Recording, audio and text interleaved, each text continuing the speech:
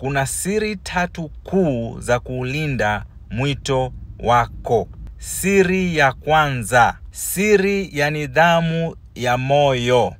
Si kila hisia ni ya kufuatwa. Hisia bila hekima huwa hatima. Bwana Yesu asifiwe.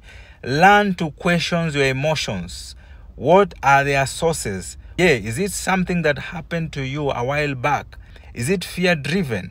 Or is it something that happened to you ukiwa mdogo? So question your emotions. Sometimes your emotions can mislead you.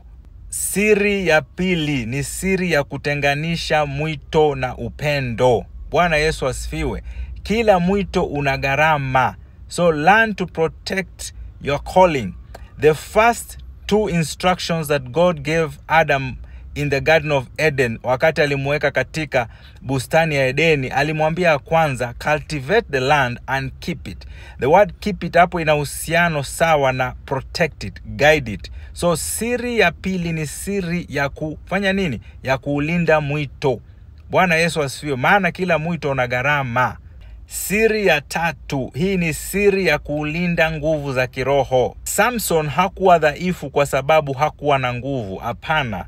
Samson alikosa kulinda chanzo cha nguvu zake. Na kama ujumbe huu umekufurahisha, basi usisahau kusambaza, usisahau kusubscribe na usisahau kubonyeza the like button. See you next time and shalom.